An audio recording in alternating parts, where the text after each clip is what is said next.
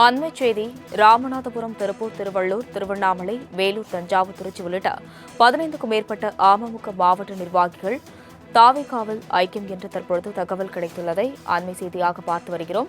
புதிய நிர்வாகிகளை அந்தந்த பொறுப்புகளுக்கு நியமிக்க தகுந்த நிர்வாகிகள் இல்லாததால் டிடிவி தினகரன் தற்பொழுது அதிருப்தி தெரிவித்துள்ளார்.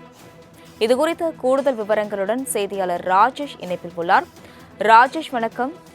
அதிமுகவுடன் தற்பொழுது அமமுக இணைகிறதா என்ற கேள்விகள் எழுப்பப்பட்டிருக்க கூடுதல் விவரங்கள்.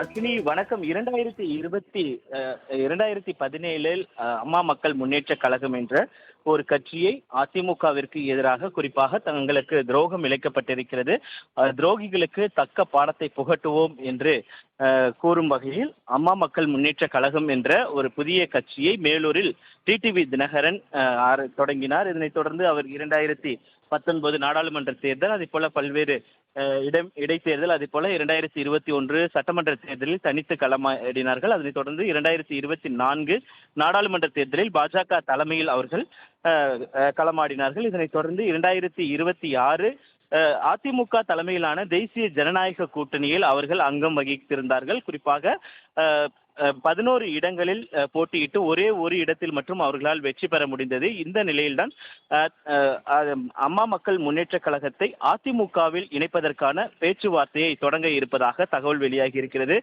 குறிப்பாக அம்மா மக்கள் முன்னேற்ற கழகத்திலிருந்து கிட்டத்தட்ட 20க்கும் மேற்பட்ட மாவட்ட செயலாளர்கள், குறிப்பாக ராமநாதபுரம், திருச்சி, திருவள்ளூர், அதே போல காஞ்சிபுரம் உள்ளிட்ட பல்வேறு மாவட்டங்களில் இருந்து பல கட்சி நிர்வாகிகள், தலைமை கழக நிர்வாகிகள் உள்ளிட்டோரெல்லாம் விலகி தமிழக வெற்றி கழகத்துடன் இணைந்திருக்கக்கூடிய சூழலில் அடுத்தடுத்து மாவட்ட செயலாளர்கள் நியமனமோ அல்லது தலைமை கழக நிர்வாகிகள் நியமனம் தொடர்பாக அதிருப்தியில் இருப்பதாக, டிடிவி தினகரன் அதிருப்தியில் இருப்பதாக தகவல் வெளியாகி இருக்கிறது. இந்த நிலையில்தான் அம்மா மக்கள் முன்னேற்ற கழகத்தை அதிமுகவுடன் இணைப்பதற்கான அந்த பேச்சுவார்த்தை தொடங்க உள்ளதாக தகவல் வெளியாகி இருக்கிறது.